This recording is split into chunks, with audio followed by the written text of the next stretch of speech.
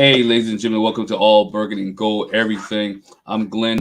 With me also today is my main man, Mo, Wole, and Ray is out. What's going on, Mo? Ain't much, man. Holding it down for the team. Last regular season game of the season. Yes, last regular season game for the season as the Washington Commanders take on the Dallas Cowboys today from FedEx Field. It's sad day for some people, happy days for others. You may see some people rejoicing, you may see some people crying, you may see some fans just shouting. But I tell you one thing, whatever it is, we know that the Washington Commanders will not be moving on after today. Their season will be over. Season will definitely be over today. We got Candy Waller from CWall Sports and Bowie TV, Commanders reporter. We're going to bring her here in a minute to chat about the Commanders. Also, we got on tap today, we can talk about Ron Rivera and when will he get fired? Will it be today on his birthday or will it be tomorrow with the Commanders wait there? We're going to also talk about those that are inactive, what's next for Eric Bieniemy, and what is next for how this team is going to look next year after today's in the season. So at this time, we're bringing Candy Waller from CWall Sports and Bowie TV live from FedEx Field. Hey, Candy, how you doing? Hey, you guys, how you doing? Doing well, How are doing you? well. As I mentioned, today is whichever way you want to look at it, right? You look at today as being the day that the Commanders we can put this dead horse to the rest, right? Of what we call a football season for the Washington Commanders and a new start to the beginning. How is things at FedEx Field today? What's the atmosphere like at FedEx Field? A lot of excited Dallas Cowboys fans are here, and it's just kind of ready to get it over with from a Commander's perspective.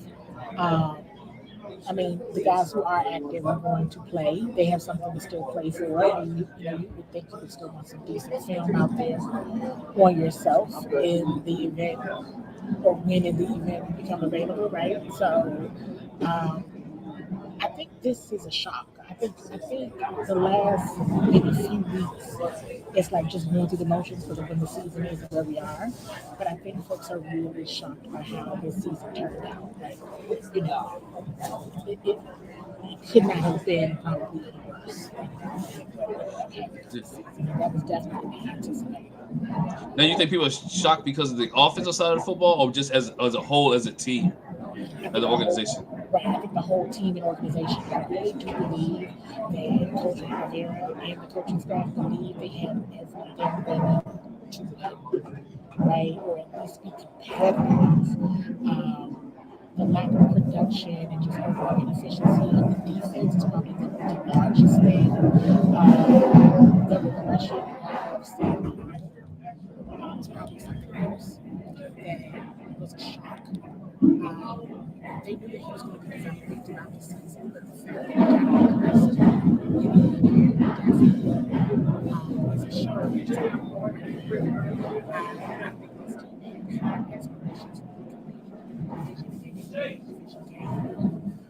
And even though last year they were out of the playoffs at this point in time, there was still some excitement, right, coming into this game.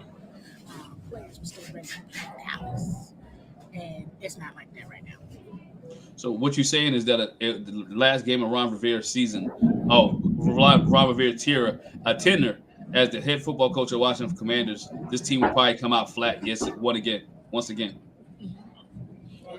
It looks like it could be um, a real indicator of how this is going, right? Which is bad, But I think if ever there was going to be, can you all not hear me? Nah, the band is coming through. We heard you. It's a little bit low because the band is coming through. Yeah, Yeah, yeah. yeah, yeah. Speak up a little bit. Yeah, Oh, can y'all hear me That's better a lot now? better. yeah. That's a lot better Yeah. now. Yes. Yeah, 'cause the band just rolled through here. Um, but I think Thanksgiving Day was bad. This could be equally as bad. Wow. With that, Sam Howell's starting today, right? Sam Howell starting. What do we expect from Sam Howell? We know Terry McLaurin needs a little bit of yards. I think it's 50 some yards before he gets 1,000 yards for the season. Do we see a lot of Terry McLaurin early on to get him those 1,000 yards from Sam Howell? Yeah, I think so. There's a couple of guys. I think Logan has a few more yards to get as well. Maybe to like pass Vernon Davis. Um, it's all kind of just for camaraderie and individual accolades, if you will. And like I was saying a moment ago, to maybe get some good film out there on you. It's kind of like despite the record, you don't want potentially, the team's play to impact the way another team may view you, or even the new regime, how they view you. So some guys are still going to do their thing, but this isn't not about winning a football game. And This is I think to your point, just trying to get through the season. I said Go I ahead, think Mo. I think to your point that today is a tryout of sorts, right? We got people Mhm. at the end of contracts. We got people that need incentive bonuses and whatnot. So it behooves them to put their best foot forward. It behooves them to not have a game like Thanksgiving and a repeat. You know what I mean, it behooves them to have a repeat of last year since we kind of had deja vu with Sam Howell. This was his what was this? His welcome to the NFL moment last year, right? It kind of got him into the starting lineup for this year and all the interest in him over the course of the offseason. So it'd be behoove them, even though not possibly, it will be Ron's last game as the head coach of this football team, to put their best foot forward. As we know, like, the NFL is a business and everybody has tape, and a lot of people will be auditioning to be elsewhere, because we have to believe that with this new regime and possibly what they're going to bring in with the GM and the new head coach and all that possible, that a lot of guys playing in their last game today in a Commander's uniform. Absolutely, for sure. And they know it. They know it. And with that being said, with a lot of people knowing that today is the last game as the Washington Commanders, and how does the locker room, been around the locker room, how does the locker room feel, and how do some of those guys like Jonathan Allen, Deron Payne, Tarek McLaurin, some of the guys that we kind of figure will be here next year, feel about not even getting a Pro Bowl alternative or snub? This team didn't get a Pro Bowl player, first time I believe since 2003. You know, how was the sentiment around this team about guys not making making a Pro Bowl?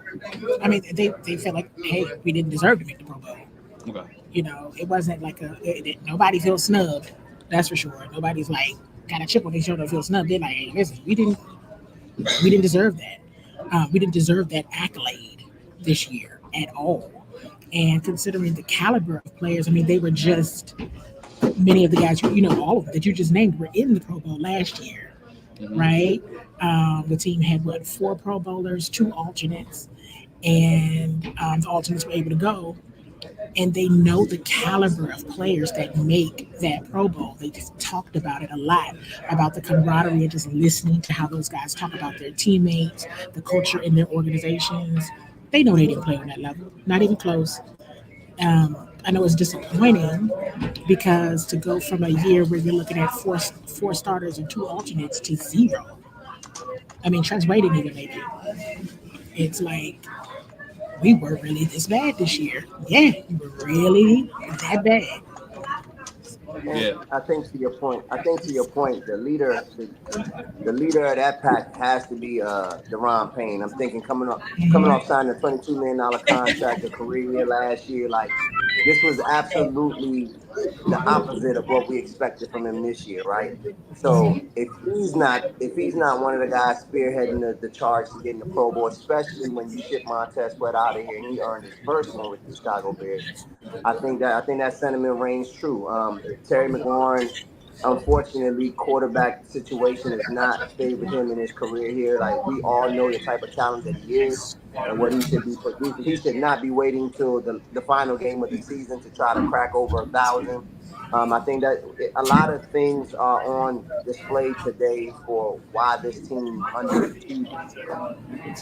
Yeah, and it's really sad. I mean, it's unfortunate. I've been sharing this message on various shows where it's like we're seeing teams and franchises that used to get laughed at have now surpassed the Commanders from a front office and field product perspective.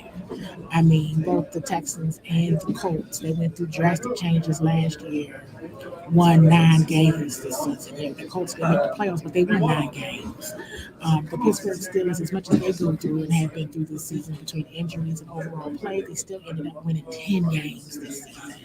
You've literally seen movement across the entire league in most of the franchises, and the Commanders seem to have done a complete 180 in the opposite direction in just 1 year. Yeah, and a lot of that is because of management, poor decision making, some poor draft choices. Watching Detroit earlier as Detroit played, look how their rookies are stepping up, right? How Detroit's rookies and how they built that system. I talked about it on the podcast earlier this week. The Washington Commanders need to have a model like the Detroit Lions. It may be a slow pace, but you see progression. Look at the Cleveland Browns. You talk about another team who flipped, who's now people are talking about on a regular basis. The Cleveland Browns, right?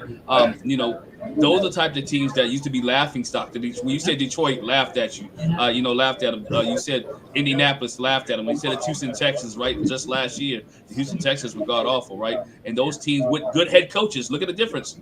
With good disciplined guys who understand it, who bring in some younger coordinators, who are willing to relinquish some control. Those teams they've been able to flip that organization, which this team has not been able to do. Hopefully, with the new regime coming in, with the new coach, new general manager, is able to flip the organization. Candy, I know you. How would this team here? What in your eyes can this team do to win the game today, or is it not about winning a football game? I don't think it's about winning a football game. I think people are in a safe, from a team perspective, they're in a save yourself mode. I think they've been in save yourself mode for the last few weeks. The reality is, I see Rolay's question in the chat, and Yeah. they always want to beat the Cowboys, right? Like everybody be lying if they, wasn't really excited or had that to hang their hat on. Oh, you beat the Cowboys, But I really don't think this is a year that even matters. And I've even been hard on people about the number two draft position. When you're looking at these teams that we were just mentioning, as well as, hey, for what it's worth, the Dallas Cowboys, of course, the Kansas City Chiefs, the Philadelphia Eagles, the Baltimore Ravens, we can continue on naming them. They don't care about draft position. And these are teams that have made it where they are right now, not with top 3 draft picks, right? Most of these teams just have excellent GMs and talent evaluators and scouts. They have the right mindset. They know exactly what they want going in. Everybody knows who the opponents are for the next 3 years. You know who the opponents are. You may not know the schedule, but you know your opponents. So you should be able to effectively plan for the future. And these teams do not care about draft position. And we've seen them have consistent years of success without top draft picks. So for this year, because we understand the situation that they're in, you could probably more than likely end up with a number 2 pick. Whoever they pick at number 2, this better be a signal to what the rest of this era is going to be for them. It is a huge, they can't miss. It can't be a miss at all. I'm gonna ask you this: the teams that you talked about and the teams that know what they're getting into, how much of that is structure from the top, working its way down with a standard, right? Under the Ron Rivera model for the last 4 years, it didn't seem like there was a certain standard that was here, a certain standard that people had to live up to. Your thoughts on that? Well, I think that it was already a huge risk, but this is, of course, previous ownership, where you had the head coach also be your GM, essentially. Yes, there's a GM here, but the final decision maker in the talent evaluation was always Coach Rivera. It was always him, always him. It was always his decision. He always had the last say. He always picked whoever he wanted, even if it was a decision made in a meeting, and that when the pick came, he changed his mind. He could do that. And so you may look for this ownership group to maybe go the more traditional route, right, of having a true talent evaluator, GM that is not the head coach, be over football operations, and really get that overall structure back. Because that's what historically you see be successful for other. And if you hear Josh Harris talk, of course you want to win a championship or a Super Bowl, right? And if you look at his other teams, but he just talks about being consistent and being competitive, right? We are going to get one champion a year. But if you really look at the teams, and this is an exercise that I did, look at the most winningest teams in the last 10 years, last 5 years. They draft excellent. excellent, excellent in draft, and they do a heck of a job in free agency. And this regime has bombed on all of the above. Yep. And Nothing they good And from I free think agency. Very minimal with your draft picks. yep. I think to your point, that's why a lot of people are excited about today, even though it signals the end of a person's career and what his work that he's done here and trying to hold the ship afloat amidst all the turmoil, right? I think a lot of people are seeing that Coach Rivera's approach was completely different than what we've been seeing across the NFL. Glenn, as you mentioned on a Thursday show, that the wave is this new young coach that has a lot of energy, that comes in with the new style of playbook and can relate to the guys because they're closer in age. And I think Washington is positioning themselves to put themselves in that kind of situation this offseason, depending on who they choose for as the GM and the head coaching, because it'll be a complete 180 from Ron's typical. I'm going to go with my guys that I've had for a long time and the friendships that I've developed for a long time, and continuing to draft the same way they've always drafted. I mean, I think Chase Young was beloved by the fan base here, but as we said on the show the other day, Glenn, that was an opportunity there to do something different, especially with 3 first-round defensive linemen picked in consecutive drafts, right? Or like in drafts that were around that time. And come out of that draft was, I believe, Tua. Coming out of that draft was Justin Herbert. Now imagine if you had that kind of consistency under the quarterback, at the quarterback position over the course of these years. These years may look a little different. And it's easy to say that in hindsight, but it all goes to show and prove what both of you guys have been speaking on, the decision making. And ultimately, that always fell on Coach Rivera. So now it's his head that has to be, accosted for it. So it's interesting to see Hey, what the future holds for this team after the day. Kenny, I know you're busy, and we're gonna let you go real quick. What do you expect to see just today in general with players, with coaching staff, do with fans? What do you expect to see? And also, before you close out, let everybody know where they can hear you at, find you, and things of that nature. Absolutely. So, today, as you all could expect, you may have seen my post today is a sellout, but that is more than likely mostly Dallas Cowboys fans, whom I've seen the majority of just in walking in the building and just, sitting in my, seat and looking out like, okay, this is the way it can kind of go. I think guys are going to try to do their best to play their best, not necessarily for a win, if that makes sense. If they won, it would be a shock, like a bigger shock than the way the season is gone. But It also doesn't behoove them, though. It doesn't yeah, behoove them in terms of it draft doesn't do positioning.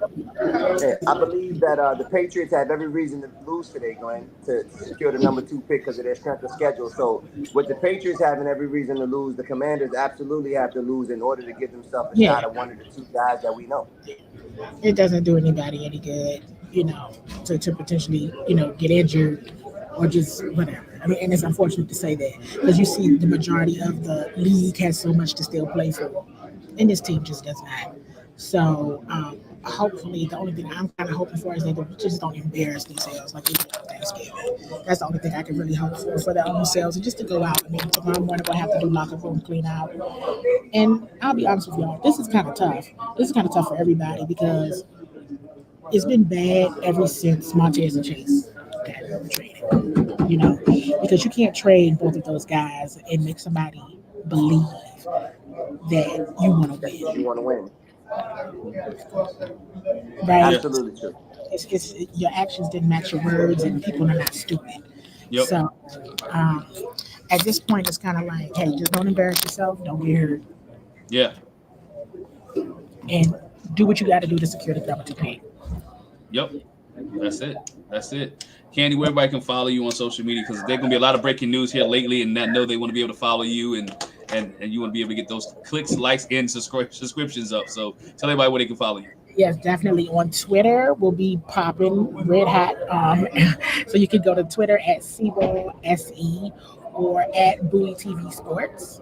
And you can do the same on YouTube, Bowie TV at BCMC TV Maryland, or at CWall Sports and Entertainment as well. That's primarily where I will be with all my Commander stuff.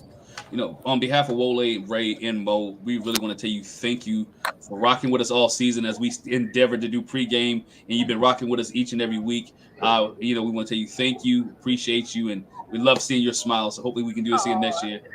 You all really had me on here all season long, rocking with y'all in pregame, road games, and home games. So trust me, likewise, I really appreciate you guys for trusting in my insight and just rocking with me.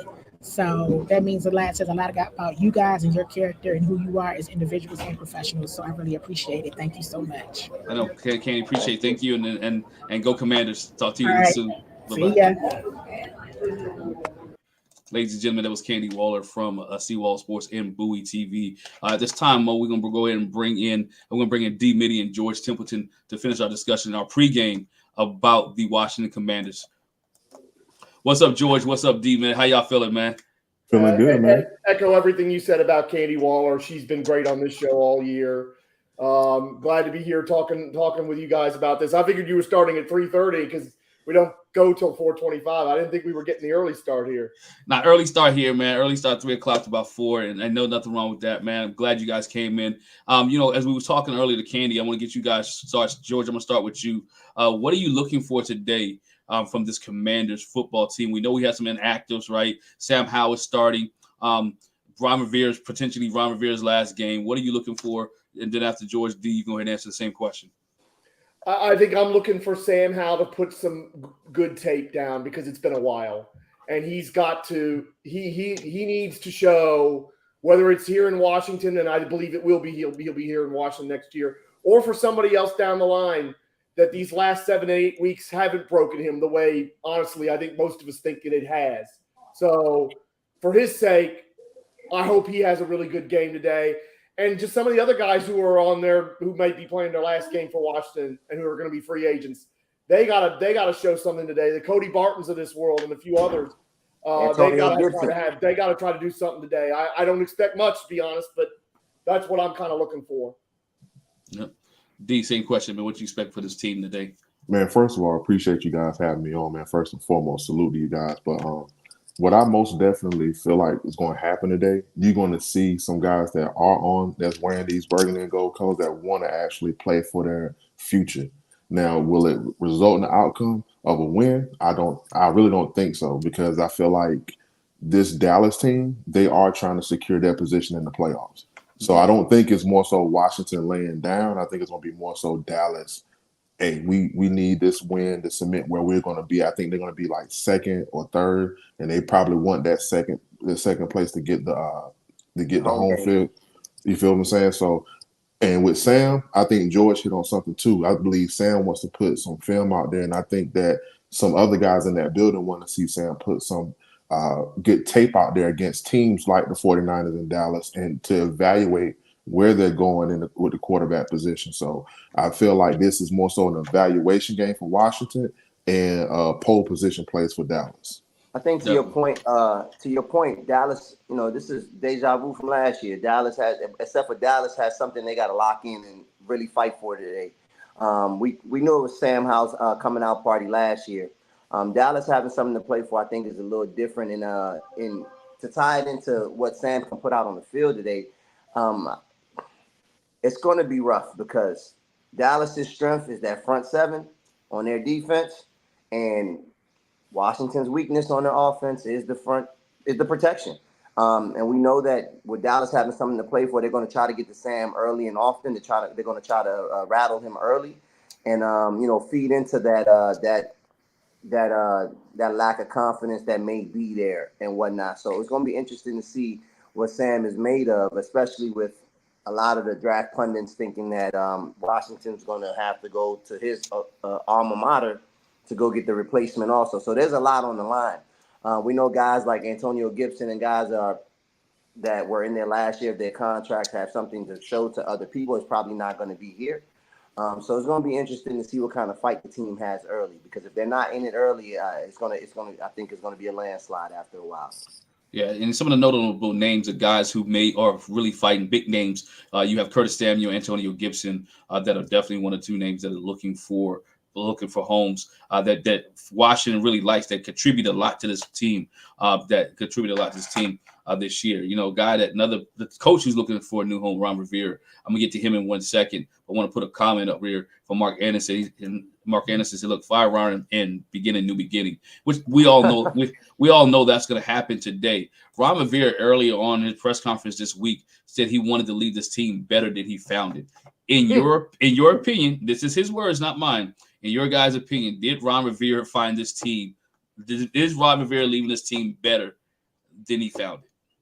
He said that today. No, he said at his press conference earlier in the week. Somebody asked him the question. Ron, he said, "I wanted to find this team, leave this team better. I would hope to leave this team better." And I'll find the exact quote, but that's what he said. Can I say something before I leave? I give you guys the floor. I'm gonna answer that quickly in one way, Glenn. He managed to get through 2 name changes, a jersey change, and most importantly, he got Snyder out the building at some point. So I think Ron deserves a little bit more credit than he gets, and I think that's why Ron shouldn't get fired today on his birthday. Ron should get fired tomorrow. His key card should not work after noon tomorrow, but he should at least get today and get him a good steak meal, one last one on the Commanders as a parting gift for his birthday, and then tomorrow we can get to the business at hand on Black Monday. No, most definitely, man. But my thing is this, though. I seen a clip, and I think JP had asked him a question, and I think it was kind of in reference to where the team was to now, and his response was in the sense of he feel like it's better than where it is, than where it started, and it's only better based on a simple fact that you don't have the optics are better on the outside. Nobody's like, there's no infighting, there's no turmoil with money and all this other stuff that's going on, and which is true, but the culture that needed to be built was winning culture, not winning off the field. The winning on the field would have made anything off the field better. So I disagree with better than it. If I'm kind of, You're playing on words. Thank you. Words. Except for drafting Sam Howell and Brian Robinson Jr., I think it can be argued that there is nowhere, at least on the field, where it's better. The other stuff that Mo talked about, Ron Rivera deserves very little to no credit for. To be perfectly honest, he gets the one. And if he deserves credit for anything, it's for this nickname we have now that most of us don't like. So the idea that he left it better where he found it is well, let's be honest, it's laughable. It's in the eye of the beholder, man. It's in the eye of the beholder. Think about it. Well, I'll tell you what. He was tasked. I'd like to meet the other beholders that agree with that. Right. Because I believe he was tasked with a lot, but the main thing is always have to be the main thing, as you said, winning on the field. You got one playoff berth, and in a highly contested playoff game out of him. And I think it was a lot to ask of anyone to kind of just come under Snyder and try to fix everything with Snyder getting to hide in the background and then turn around and get a $5.8 billion profit out of the team. You know what I mean? All of that's true, but here's the problem. That one playoff berth, I remember that night because it came up in my Facebook memories, and I laughed at the Giants fans, and I made fun of them and said, look at you all complaining and in your feelings about this. Everybody else got the last laugh. Dallas got Micah Parsons. The Eagles got Devontae Smith. The Giants traded back and got another first rounder. And yes, they screwed up the one that they had originally, but they traded back and got the Bears first rounder the next year. You know what we got? Jamin Davis. I remember. We got the worst end of that deal. And we didn't win the playoff game, even though it was competitive. So it's like, I mean, that's the thing. Ron Rivera, yes. George, no, go ahead, George. Ron Rivera, he came in under all them circumstances, but you know what? He knew that walking in the building. And that front office, those were his guys. I think Jason Wright was his guy. Maybe that might have been the NFL. And it's been a disaster. And we're all I'm going to be so glad when they're all gone, every one of them, Hurney, Mayhew. And I hate saying that about Martin Mayhew because of his ties, but goodbye. Adios. Auf Wiedersehen. Go now. Glenn, we got a tough critic in the building, Glenn. Goodness gracious. Yeah, but so look, and I'm gonna do Ron Rivera justice. The exact quote. Well, I like to think we're in a better place. And that's the way he thinks. So I don't want to say he like to think they're in a better place. They're not in a better place. And we're talking about when you're dealing with a fan base. We're talking about when you're dealing with a fan base. Most people, the average person, could care less about the culture outside of the football field, right? Could care less outside of the culture. They worry about the wins and losses. Truth be told, the culture of the fan base didn't have to do anything with the players anyway. It had to do with front office and management. It wasn't about the players. It wasn't about the product on the field at the time. The product wasn't great, but it wasn't where it's at now. I dare to say the product under Ron Rivera has been worse than even under Jay Gruden, under Zorn, under go back to even my man, what's the dude from Florida Gators? Spurrier. Just even Spurrier. The Washington Commanders now, if you think about this organization who used to be being at the top is kind of the laughing stock of the league right now. This team is the laughing stock. It's not the Cleveland Browns anymore. It ain't the freaking Detroit Lions who hadn't. It's not the Lions who get their first home playoff game, and forever, right? Ever, right? This team has become, under Ron Rivera's tenure, has become the laughing stock of the league. And that's because of some of the decisions he has made, front things. Even this year, the decisions to get rid of both Chase and Montez, where everybody thought he was going to keep at least one, right? Everybody thought they were going to keep at least one. At least 90. At least 90, right? You wouldn't have got the slack if he had kept at least one, right? But he got rid of both of them. Candy mentioned it too, that it demoralized the locker room. And once you got rid of both of them, everybody in the locker room knew, you know what? We are throwing away the rest of the season. And therefore, the motivation and stuff went down. So what Ron said is, I like to think it's better. It's not better, right? There's nothing better in this organization. And I don't blame it all on him, but you're the head dog. You're the chief. You should if fight adversity, right? The adversity you should be fighting. So you know what? Let's block out the outside noise and let's control what we can control for these 60 minutes on this football field. We can control those. Can't control anything else. Can't control ownership. And Ron Rivera didn't do that as a leader of this football team. He could have done this as a leader of the football team. Look how long it took him to make the Jack Del Rio decision, right? Right. It could have been made last season, right? It could have made in the summer. It could have been made 2 years ago, right? Look how long it took. Look, he saved his job. The moves that he made was to save his own job, right? He got rid of Scott Turner so he didn't get fired. He got rid of Jack Del Rio so he wouldn't get fired in the middle of this season. So he made those decisions because it took a losing on Thanksgiving Day, getting embarrassed on Thanksgiving Day, national TV, for him to get rid of Jack Del Rio. When everybody knew this should have been happening earlier in the season. You still have the same coach last year who didn't know that if you lose into the Cleveland playoffs. I mean, how as a head coach / GM, you don't know this stuff, right? He made himself look like, you know what? I'm not the guy for the job. And I'm going to say this, and I give it to you guys. If it had not been for the team being over the summertime or being sold, Ron Rivera would have been fired last year. Absolutely. Two things. The one word that comes to mind with a lot of things that you were saying, Glenn, was patience. It just seems like this fan base was forced to be patient with a lot of things that was going on. And two, when it comes to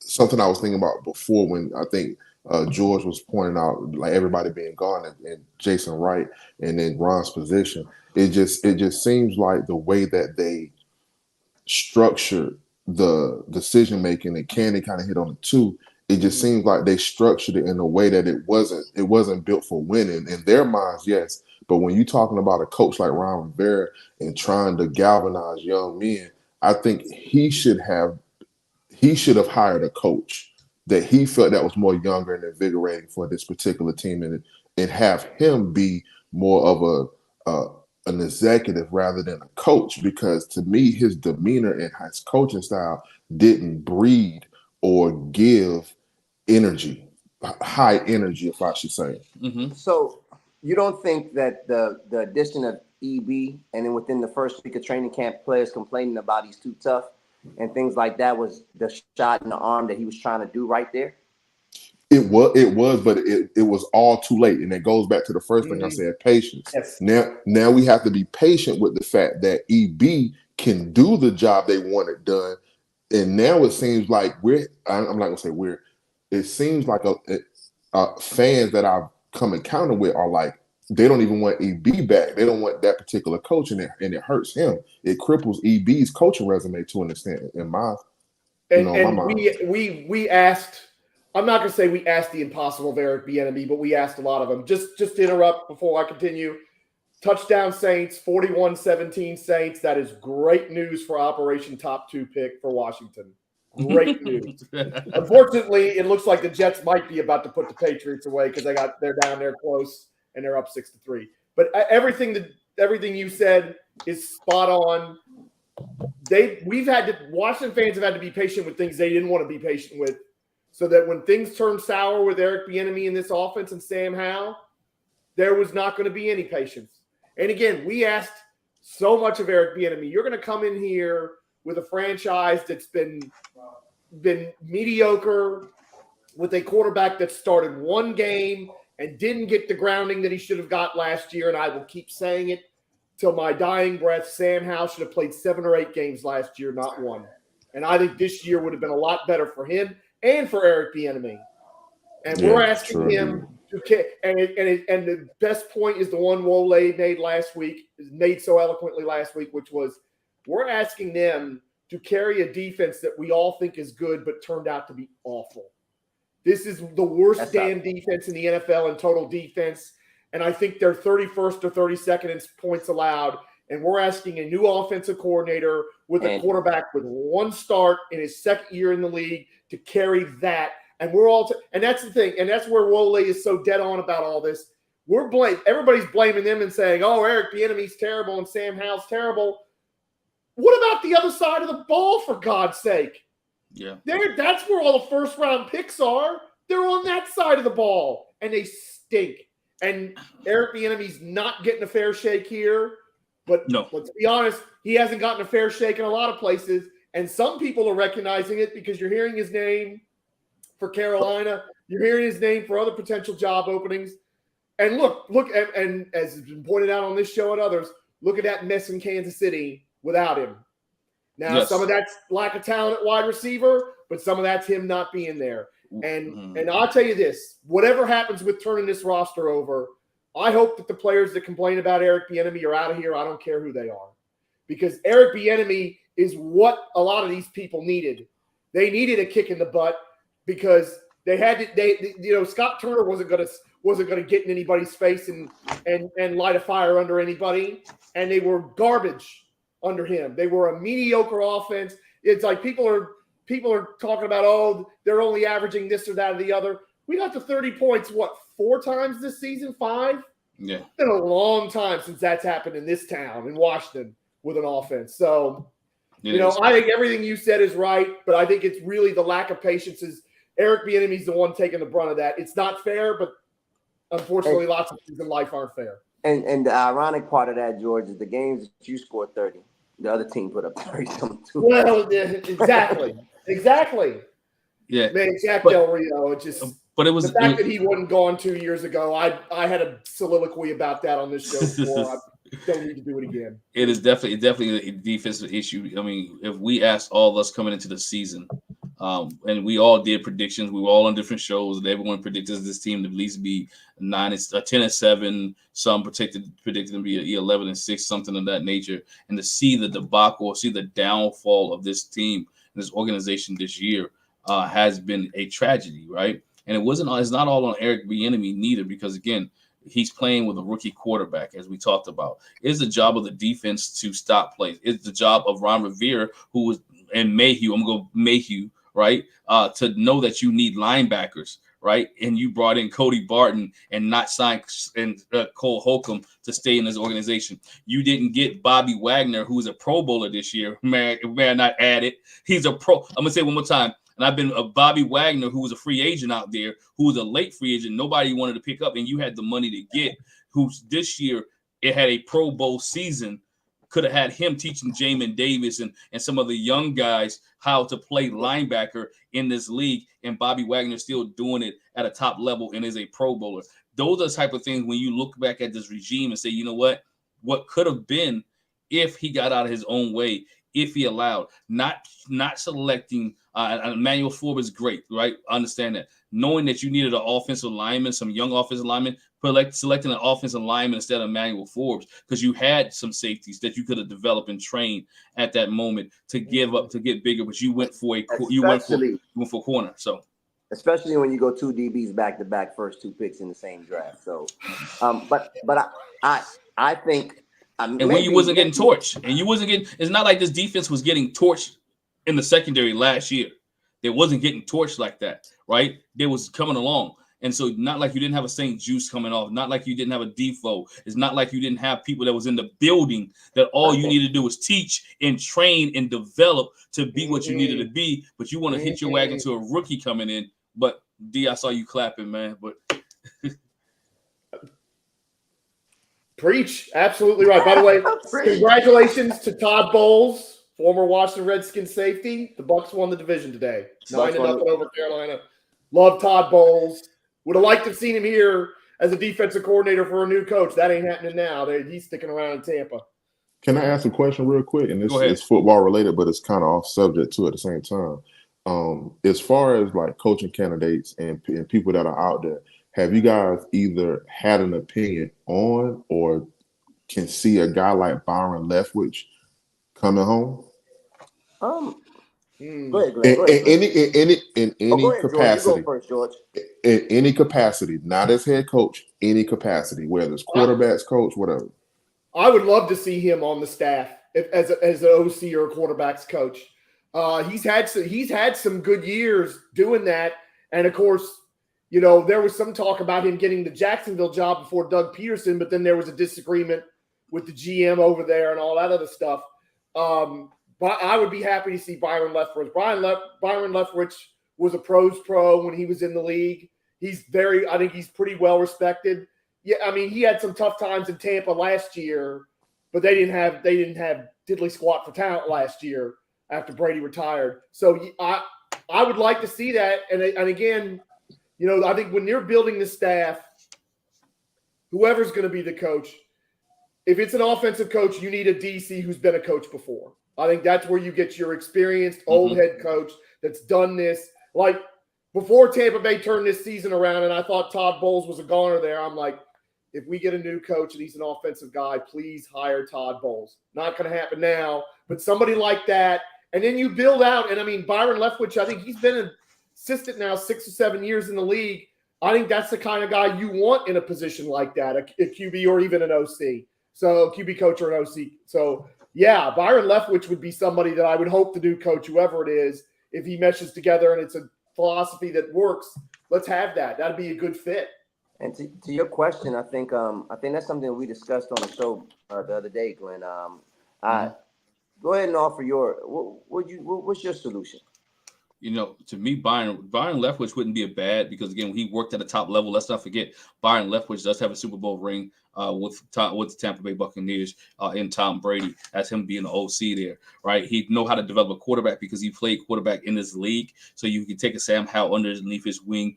He also, again, if he's good enough for Tom Brady, I'm sure he'll be good enough for Sam Howell, right? So Byron Leftwich wouldn't be a bad fit on someone's staff that comes to Washington. I think that is a name that I didn't think about, but as I think a name should be considered. Go back to George's comment about Todd Bowles. It is like most guys, right? And we always see the list of coaches that Washington could have had that was in the building here in Washington who leaves and are successful somewhere else, right? That's what needs to stop happening. Coaches who are successful and young leaving the house, right, before they get an opportunity to move up in ranks. And so that's the head coach's job, the GM job. But back to the question, Byron Leftwich would be a good addition, and whoever the head coach would be in this organization. I think I've got another guy in mind that just came to me when I was thinking about this last night. Maybe for head coach, but certainly as an assistant, if you can get him away from this team. Steve Wilkes, out in San Francisco. Carolina should have kept him because he almost got him in the playoffs. He is a hell of a defensive coordinator. His record as a defensive coordinator is right up there. And he didn't get a fair shot in Arizona. Everybody knows it. He was no chance to be successful there. And blowing him out the door for Cliff Kingsbury was so ludicrous.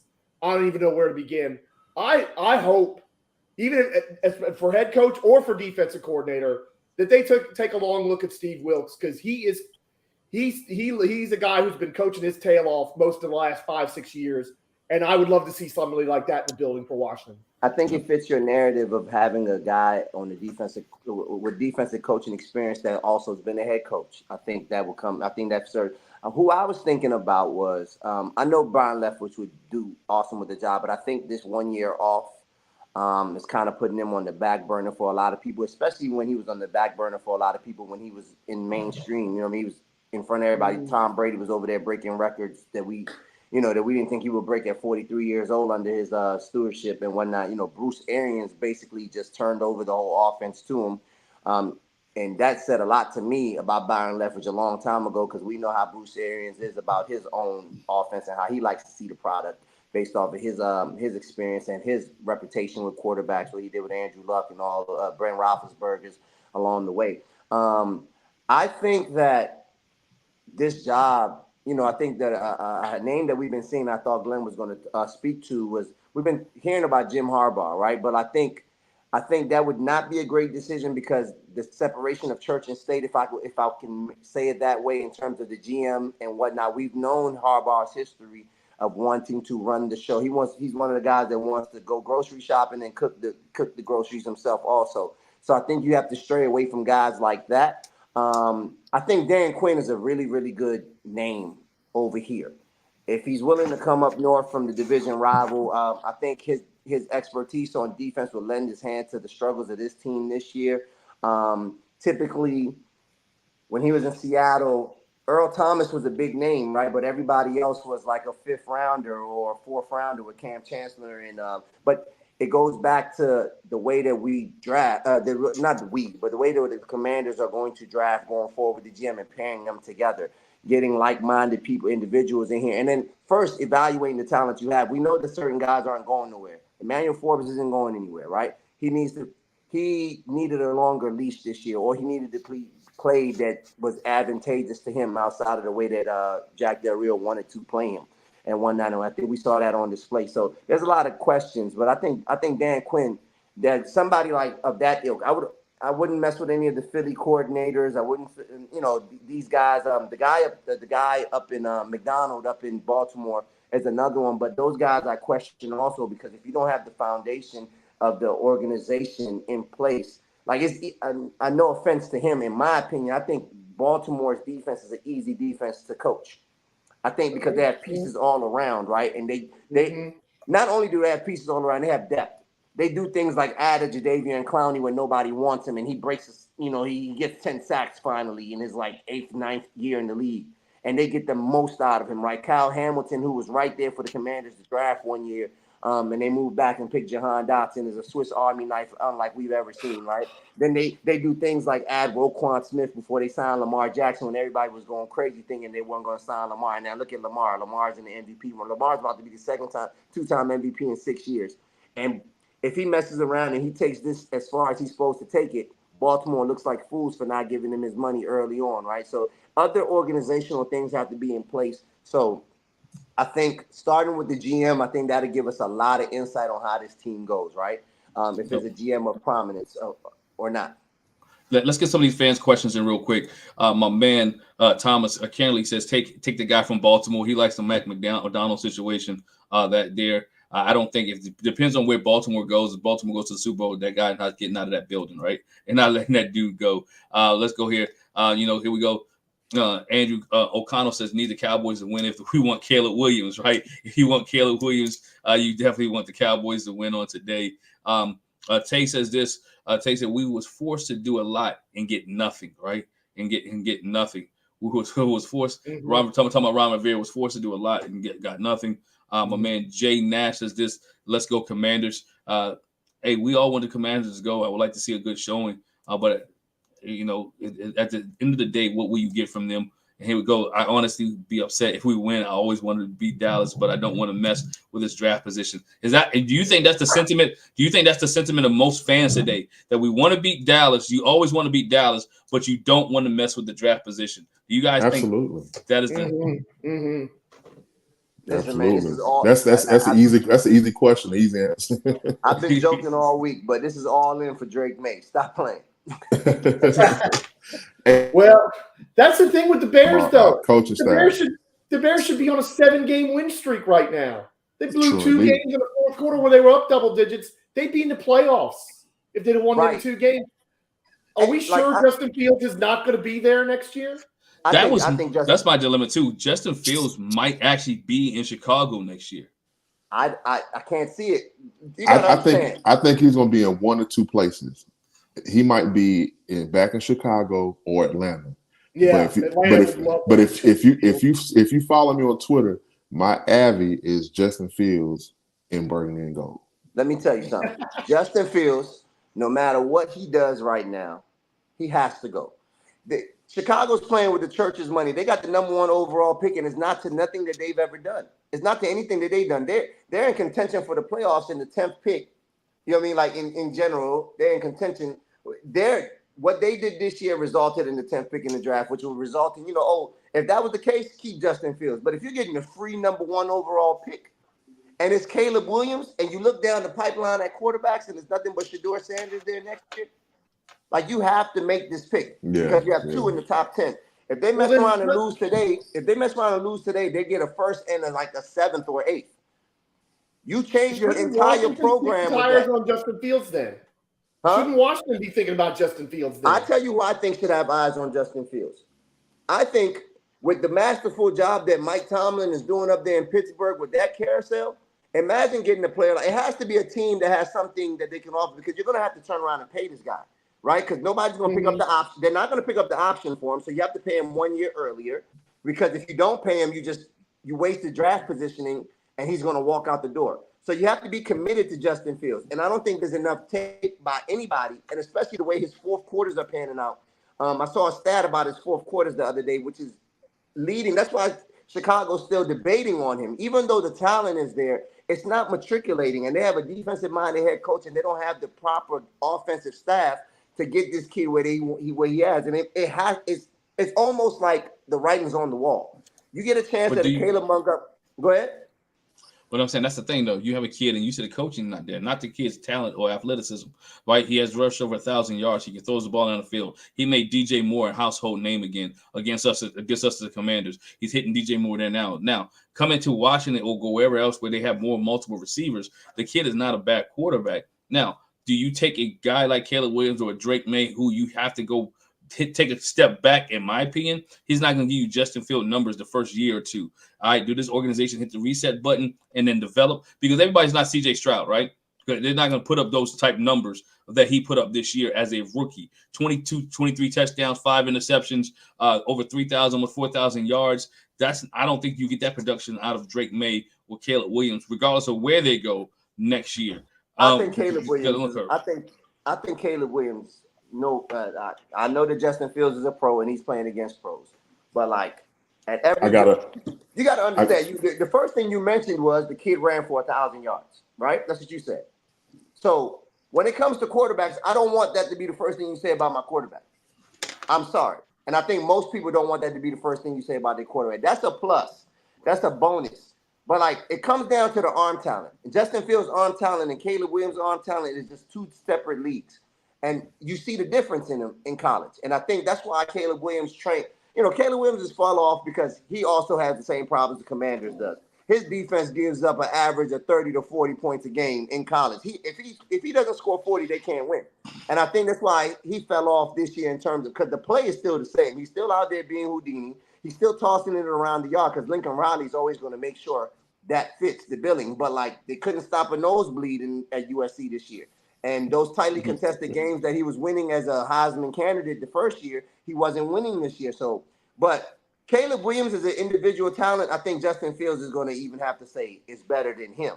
And the extra bonus of Caleb Williams is you have 5 years before you have to pay this kid, right? So you get to have you get to build the whole rest of the team situation, and you have a low-price quarterback that can come in and produce. Caleb Williams is going to throw 25 touchdowns next year.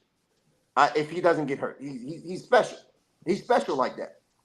He's special like that. I feel like the Bears are feeling the same way you feel. The way you were on how you were on Drake May. I feel like the Bears, if they're looking at really replacing Justin Fields with the word that came to mind, I don't want to use it, but with a better decision at quarterback, they'll probably go with somebody like Drake May. Because to me, you want to go clean cut versus going wild card. And I feel like Caleb Williams, to me, is a wild card.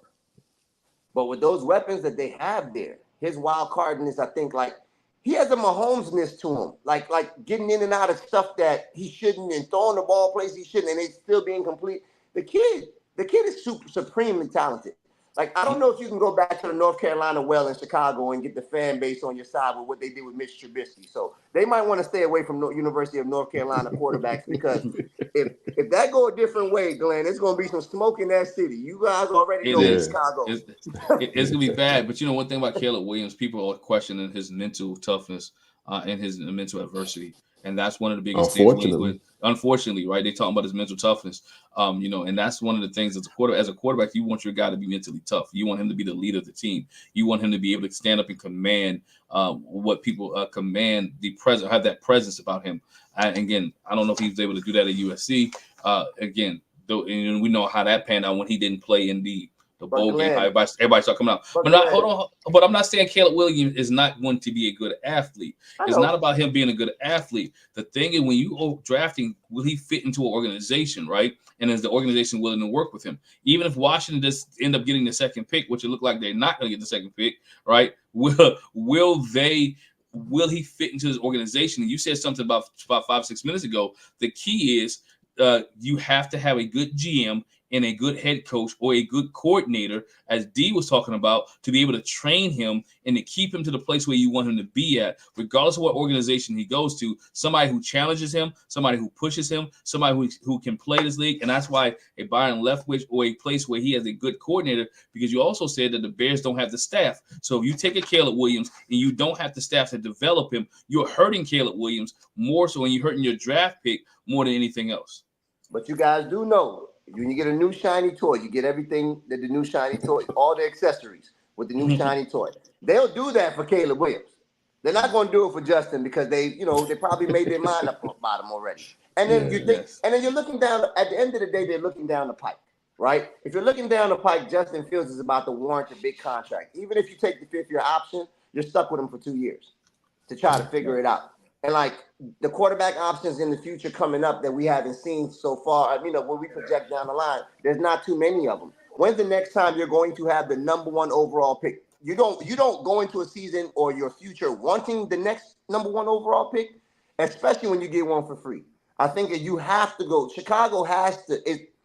It's going to throw some of their fan base off, but they have to go in the way of one of these quarterbacks. Whichever way it is will have its own adverse effects later. But I know that it can't be Justin Fields. It cannot be Justin Fields. And I got you. Maybe you can do part two, because what you said about you used the name Patrick Mahomes. People fail to realize Patrick Mahomes didn't come out as a rookie and start. Patrick Mahomes came out a rookie and set. So now, if you're gonna put Caleb Williams in a situation, not whatever situation Caleb Williams go in, Caleb Williams cannot be the first to be game number one starter next year. He has to sit in whatever team that is. So why do I think so? Because you said it earlier, right? Look at the Bears, right? They're moving.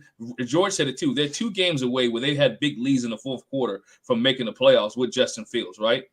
Do you take a team who's barely missed the playoffs, insert rookie, and you take a step back?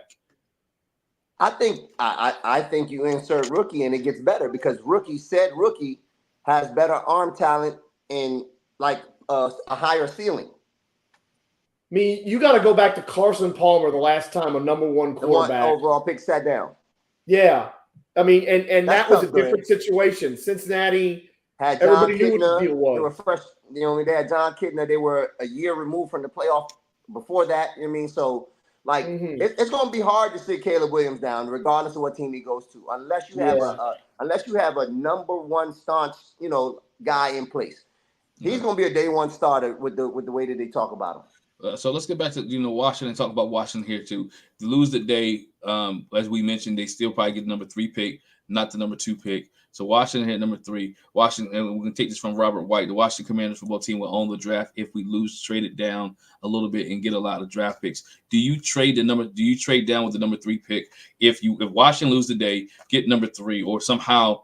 I don't think New England can come back. If New England does come back and win, I got to check the score for a minute. If New England does come back and win, New England's the Jets just got a touchdown and got the 2, so the Patriots going to lose. But I think because the Saints won, I think we're still going to win that strength of schedule tiebreaker if we lose.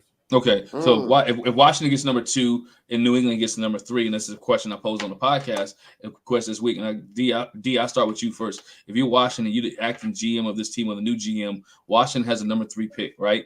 No, Washington has the number 2 pick. Do you trade down to number 3, knowing that the New England Patriots need a quarterback, want a quarterback? Do you trade down and get more picks from the New England Patriots, or do you go ahead and select one of these 2 quarterbacks at number 2?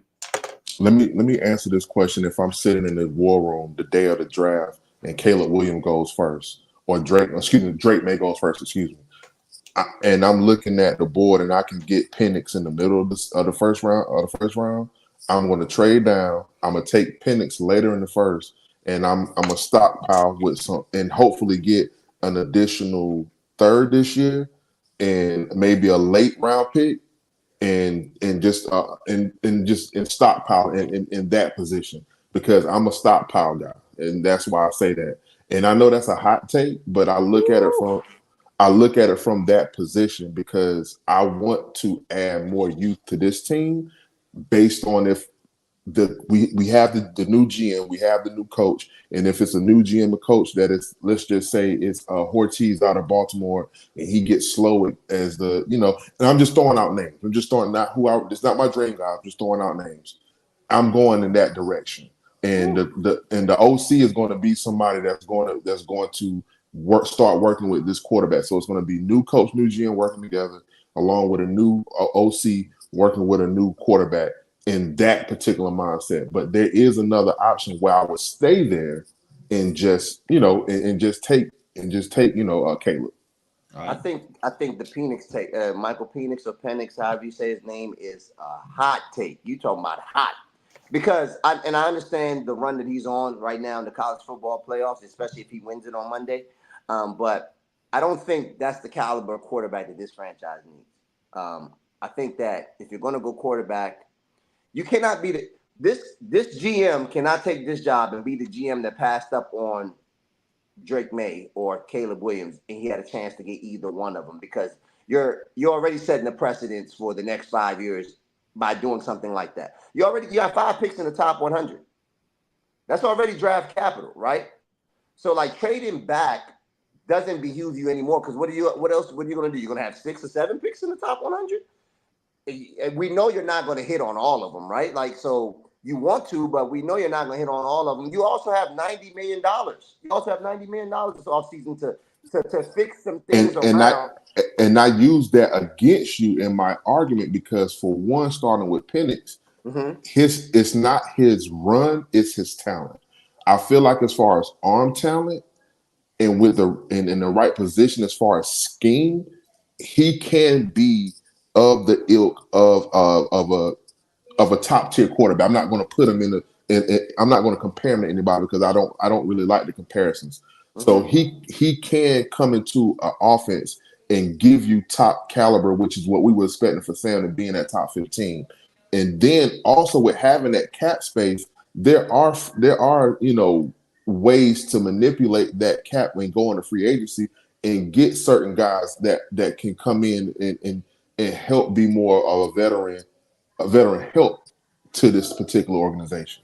I think Glenn said it best. The other show. He said that it had to be the right mix of veteran and youth, right? It has to be the right mix of veteran and youth in key spots, because you're going to be young in the secondary. If Fuller's possibly playing on his last day too, right? Yeah. Fuller's possibly playing his last day, so that leaves you on next year's roster, isn't it? Just Martin and because St. Juice too, right? No, I think St. Juice has another one. Okay, so you're going to be left with St. Juice, you're going to be left with Forbes and Martin. your Percy Butlers of the world. Defoe has to come back. Cam Curl has to sign in order to come back. So it's things like that I feel like are in the way. Like, I know the best football move is to go get the best lineman in the draft, but you're not in position to, because you have to take a quarterback with all this new that's coming in. And like, I keep harping on that fact, because like, if you miss on the quarterback now, you're setting yourself up for success. You're setting yourself up to not be successful again, because you're never going to know when you're this high to draft a quarterback that you want, that you can spend all your time on. Right. I think Michael Penix coming into the draft this year was looked at as a third or second rounder. So like, even with his surge, I know somebody's going to reach for him. But you don't want to be the team that went back and got him, and then you put him in a position where he's not the most successful, because they're using a lot of things against him in terms of what he did at Indiana, right?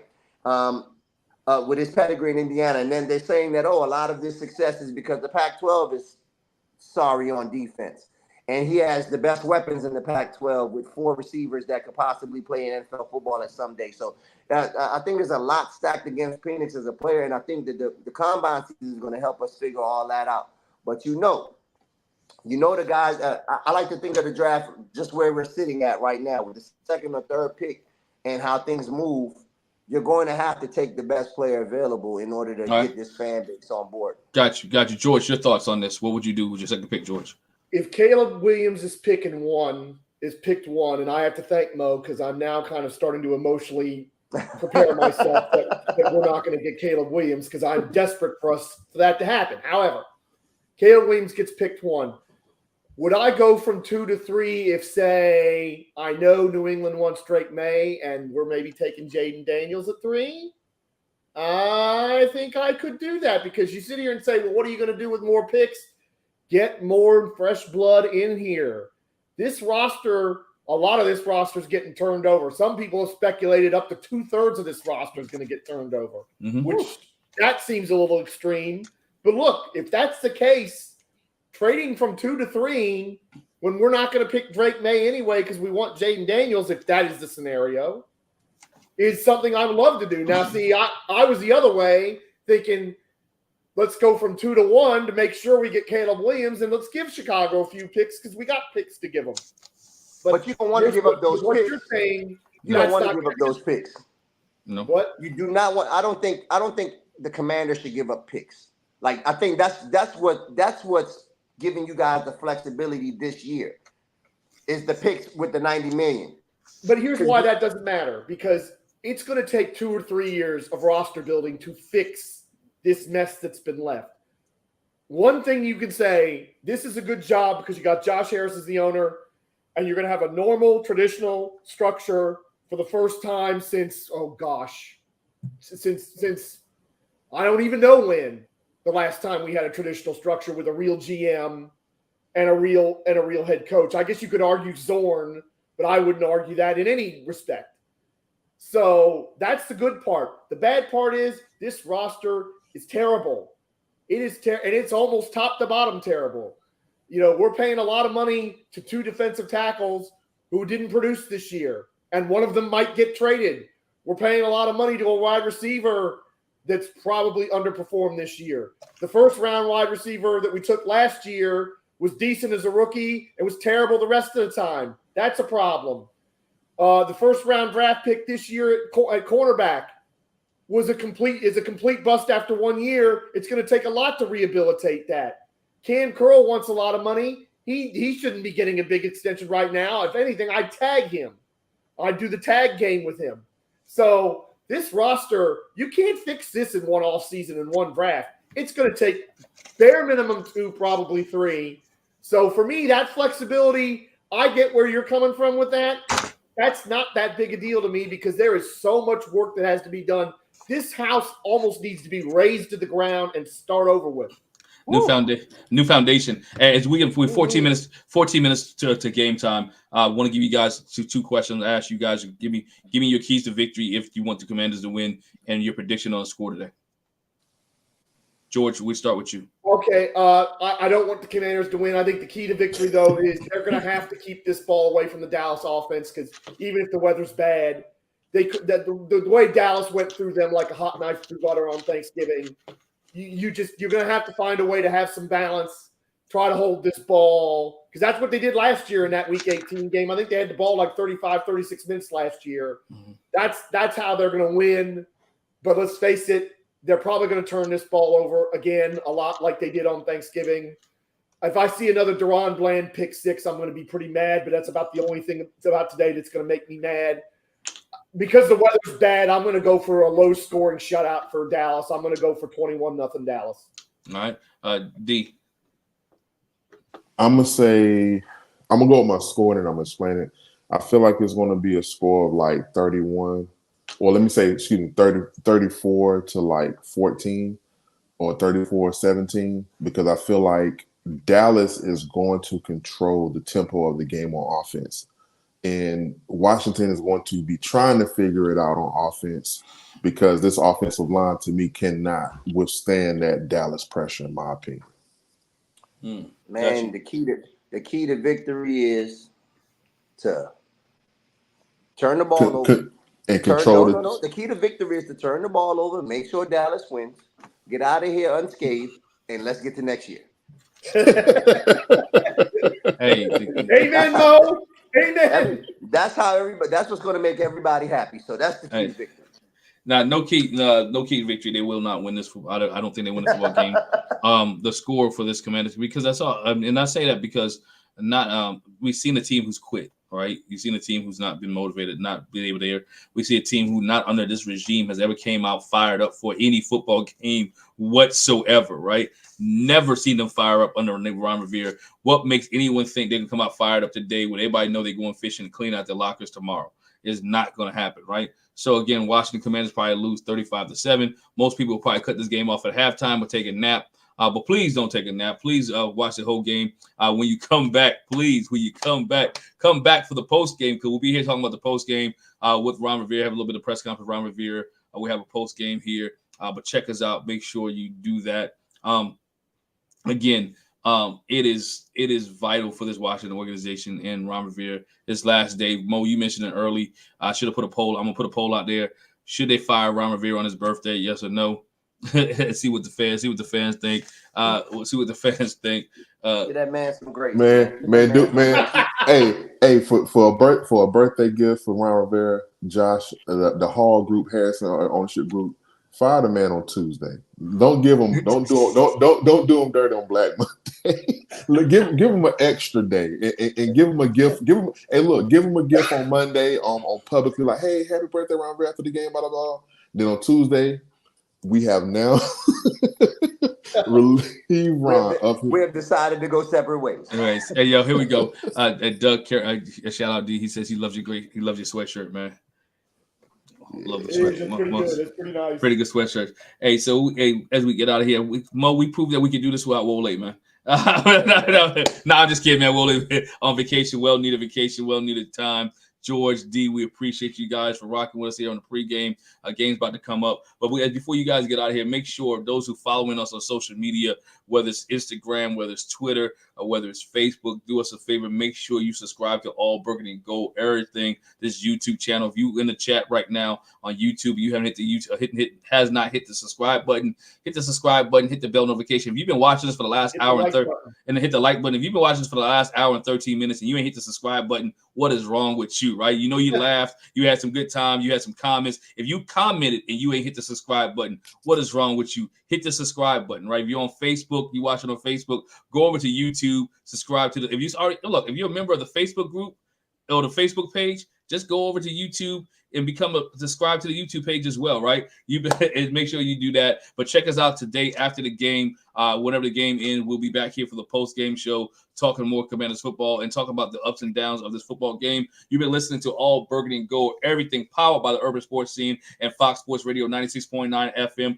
1340 AM for ages, baby. Have a good one. Talk to you guys at the post-game. Peace. Enjoy the game, people.